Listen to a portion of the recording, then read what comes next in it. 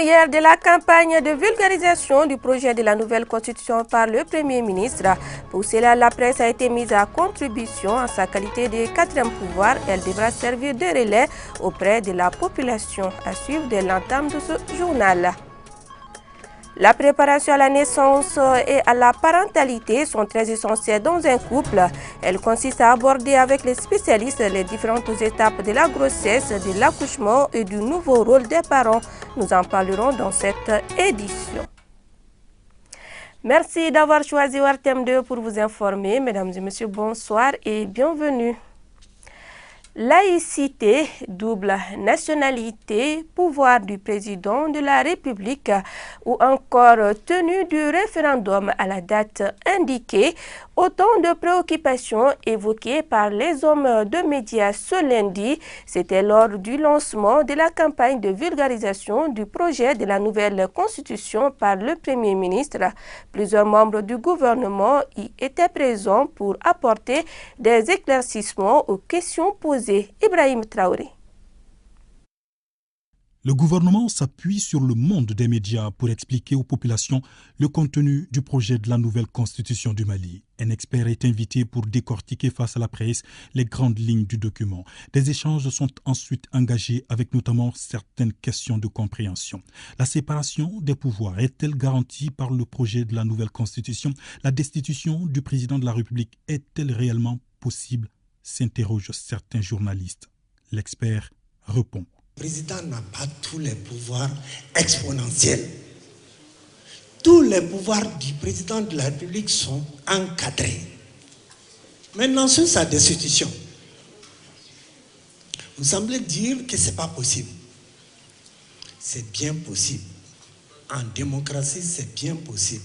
Ce n'est pas parce que c'est difficile de mettre en œuvre la destitution du président de la République qu'il ne faut pas le prévoir. Parce qu'en démocratie, il faut prévoir. Regardez ce qui est arrivé en 2019. À un moment donné, on était bloqué. Et aujourd'hui, le débat, c'est quoi? C'est de dire qu'il y a trop de coups d'État au Mali. Comment faire en sorte que démocratiquement, on puisse mettre fin au pouvoir du président de la République? Donc on a mis un mécanisme en place. L'article le plus long, c'est l'article portant destitution du président de la République. Et il va y avoir des lois organiques qui vont mieux normer cette procédure. Des éclairages n'ont pas manqué également sur les questions relatives à la laïcité et à la double nationalité. Rien que le dimanche passé, j'étais avec l'Ali Maman. Entre deux choses, si la nouvelle constitution ne passait pas, nous allons rester sur l'actuel. Et dans l'actuelle constitution, qu'est-ce qui se trouve? C'est la laïcité, sans explication. Et je pense que cela a été compris par la Limama. Et aujourd'hui, la structure a décidé de s'en tenir aux déclarations antérieures. Nous constatons une instrumentalisation par d'autres associations pour d'autres objectifs. Et Inch'Allah, le peuple a compris et la communauté musulmane a compris les enjeux. Vous savez, dans l'expression, on le dit souvent, les mots ont des poids.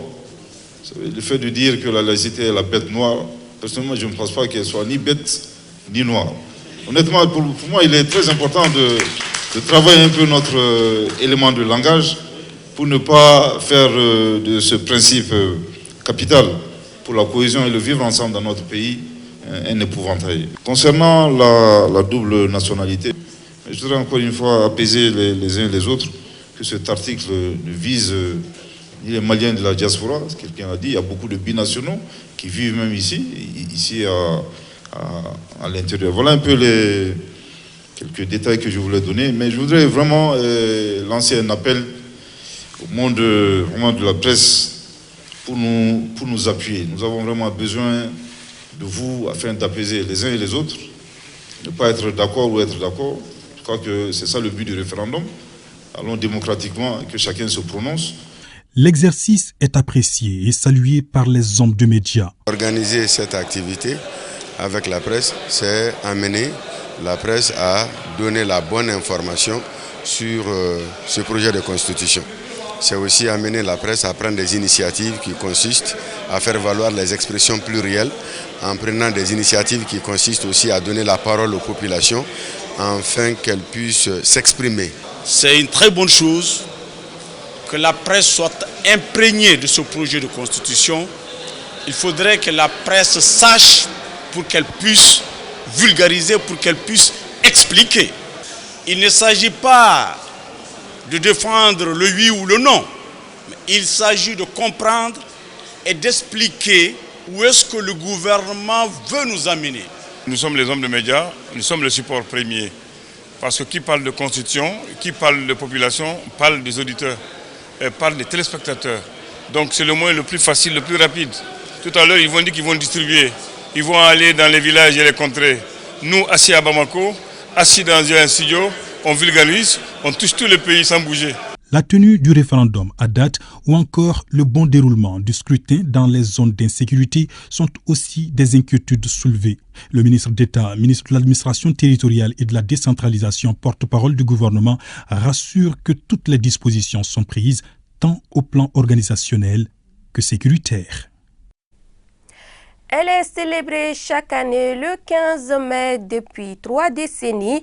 Il s'agit bien de la Journée internationale de la famille qui est célébrée au Mali depuis 2005. Mais cette année, dans la sobriété, rôle et place de la famille dans l'éducation des enfants aux valeurs dans le contexte de la refondation de l'État, c'est le thème retenu au niveau national. Fatou Diaby et Adama Diarra. Une famille se définit comme étant l'ensemble des personnes vivant sous le même toit, ayant soit des liens par le sang ou des liens de parenté. Un journaliste romancier français du nom de Maurice Chaplin disait que la famille était un archipel. Un archipel qui joue certainement une place prépondérante dans l'éducation, le savoir-faire et le savoir-être de ses membres, en particulier ceux à bas âge, soit les enfants.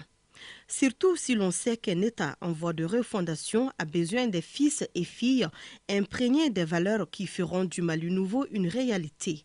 C'est dans cet état d'esprit que notre pays célèbre cette 30e édition de la Journée internationale des familles sous le thème « Rôle et place de la famille dans l'éducation des enfants aux valeurs dans le contexte de la refondation de l'État ». Le thème n'a pas été choisi au hasard, les problèmes sont réels. Donc le thème est choisi en fonction de l'ère du moment. Surtout en cette période où l'ensemble des peuples maliens parlent de la refondation. On vient à Malikoura, on sait qu'il y a beaucoup de problèmes que les Malikoura doivent affronter.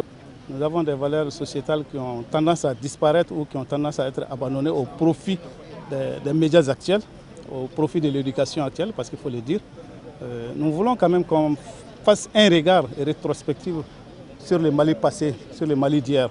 Les Malikoura, il ne s'agit pas de créer d'autres citoyens, mais il s'agit de revoir le comportement des Maliens actuels. Un comportement qui ne saurait être revu sans un retour à nos valeurs ancestrales.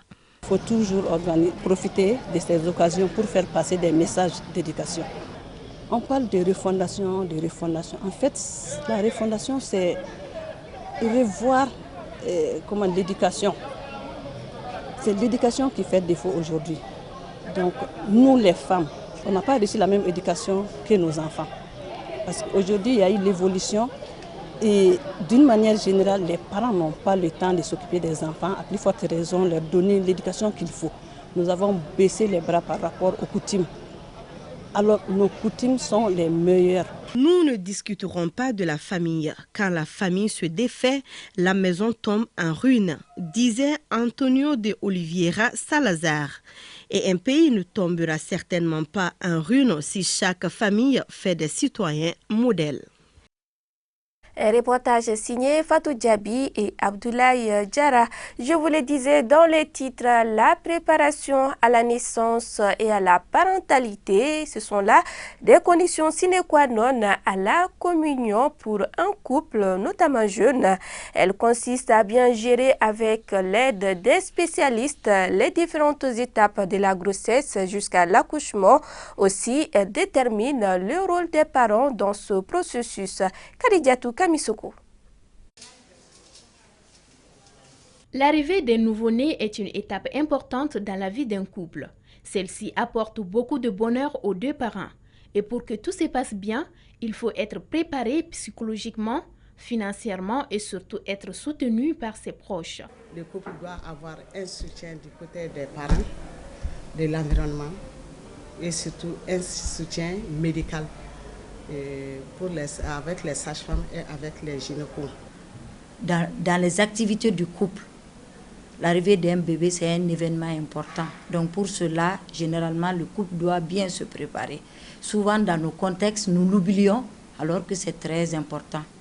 Premièrement, il faut une préparation psychologique. Parce que psychologiquement, vivre à deux et vivre avec des enfants, c'est catégoriquement différent. Il y a une préparation financière, parce que économiquement, la vie de deux personnes, avec l'arrivée d'un nouveau-né, change. La préparation à la naissance consiste à informer les couples sur les différentes étapes de l'accouchement, les prévenir des risques et les complications possibles. Au-delà, après l'accouchement, les heureux parents doivent être accompagnés par les premiers soins du nouveau-né. Ces différentes prérogatives sont attribuées aux sages-femmes. Depuis à la CPN, la sage-femme ou bien le gynécologue doit être accueillante, très accueillante. Les conseiller, les stabiliser, les orienter et faire une prise en charge médicamenteuse adéquate et correcte. Une femme qui est enceinte doit au moins venir voir nous, les médecins obstétriciens ou les sages-femmes, au moins 7 fois au cours des 9 mois de grossesse. C'est pour voir l'état d'avancement de la grossesse, s'il y a des maladies de la grossesse, et pour faire le suivi correct de la grossesse jusqu'à l'accouchement. C'était une grossesse compliquée parce que l'enfant avait des fibromes. Mais l'accouchement s'est bien passé et les sages-femmes se sont bien occupées de moi. En dehors de la préparation psychologique de la maman et du papa, il faudra également préparer en amont la valise de maternité. Vous savez que dans notre société, souvent, on ne prévoit rien pour les nouveau-nés. Souvent même, on dit de ne pas l'habiller. Quand on prévoit quelque chose pour les nouveau-nés, généralement, c'est un nouveau-né qui ne sera plus là. Non, c'est un humain comme la maman, c'est un humain comme le père, comme la sage-femme qui l'accouche. Le nouveau-né a une vie pleine qu'il faut protéger. Donc, il faut bien l'accueillir, faire sa toilette et l'habiller correctement selon la période qu'il soit, voir les habits qu'il faut bien habiller et qui va même le protéger contre les bronchites, les pneumopathies et autres. Pour la santé de la maman et celle du bébé, il est conseillé au couple de s'entretenir avec les sages-femmes pendant la période de grossesse. Et le point Covid de ce 16 mai 2023, sur 65 tests réalisés, 0 cas positif, 2 guéris, 0 décès et une personne est sous traitement. Lancement de la 3e édition du Festival international du Mali du Rire. Cet événement culturel qui se tient du 15 au 21 mai connaîtra des innovations. L'objectif de ce festival est de faire la promotion de la culture. La cérémonie s'est tenue hier lundi 15 mai 2023 dans le complexe culturel Blomba Samassanogo. C'est parti pour une semaine de manifestations culturelles pour la valorisation de notre identité culturelle. Une activité qui est à sa 3e édition. Et en tant que comédien humoriste, j'ai eu la chance de voyager dans beaucoup de pays, d'aller représenter le Mali sur l'international. Et je me suis dit, pourquoi pas aussi dans mon pays faire venir des gens qui puissent partager leur savoir-faire et que l'humour du Mali s'exporte pour aller sur l'international. Et la base d'abord, c'était aussi de former ces jeunes. Je me disais, un festival pourrait être l'occasion de former des jeunes humoristes pour réveiller en fait le niveau de l'humour au Mali pour compétir un peu sur l'international.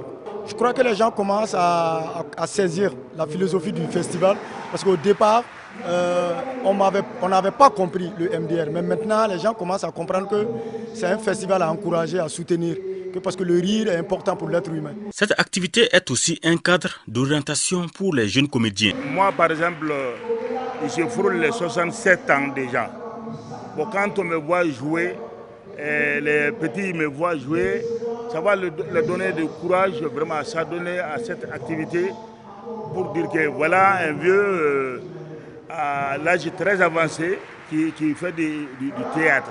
Les autorités communales apprécient l'initiative. Je pense que c'est une très belle initiative. D'abord, j'ai le cœur très enthousiasmé de prendre la parole au nom du conseil communal de la mairie de la commune 5 du district de Bamako.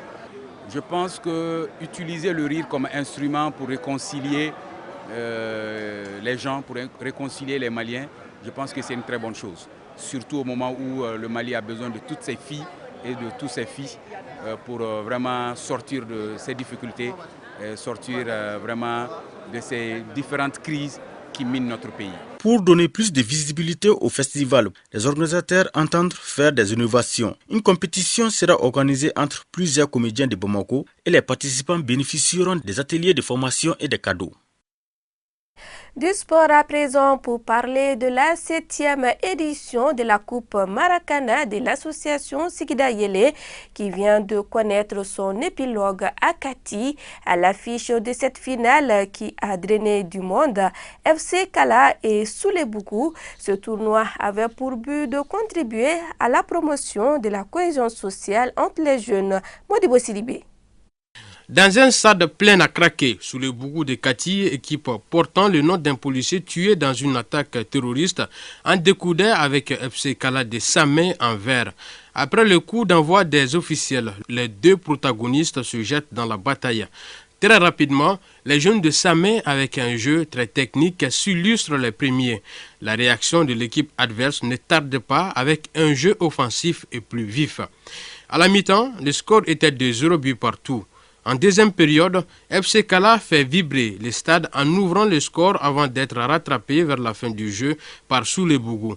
Au tir au but, ce sont les jeunes du FC Kala qui s'imposent par 2 buts à 1. Le mérite de la réussite de cet événement revient à Dala Keita, un jeune qui œuvre pour l'épanouissement de la jeunesse. J'organise le tournoi entre les jeunes de Kati, dénommé Coupe Maracana Petit Gouane. 74 équipes qui ont participé, de Kati à Bamako. Pourquoi le football? Parce qu'au Mali ici, si vous constatez, les gens aiment le football beaucoup, plus qu'une autre discipline aussi. L'organisation de ce tournoi répond aux objectifs visés par l'association Sigida Yele, raison pour laquelle le président de l'association a tenu à accompagner cette initiative noble. C'est pour contribuer à l'éclosion du sport, afin que la jeunesse puisse s'épanouir à travers le sport. Donc, raison pour laquelle nous soutenons cet esprit de la part de Dala Keita à Kati ici. C'est eux l'initiateur. Donc nous, on ne fait que les accompagner, qui fait partie de notre mission, accompagner la jeunesse et les femmes. La présence du 4e adjoint au maire de la commune urbaine de Kati témoigne de l'importance qu'accordent les élus communaux à ce genre d'initiative. Dans notre plan d'action, dans notre PDSEC, c'est prévu là-dedans. Tout ce qui amène le développement du sport, la mairie doit accompagner. C'est pourquoi la mairie accompagne des actions comme ça. Comme vous le voyez, il y a tout Kati ici. Surtout, ce n'est pas Kati seulement. On peut dire aujourd'hui, c'est le Mali. Les vainqueurs de cette 7e édition de la Coupe Maracana remportent le trophée et un but. Quant aux vaincus, ils se consolent avec un bélier. Et c'est tout pour cette édition. Grand merci à vous de nous avoir suivis. Très bonne suite de nos programmes.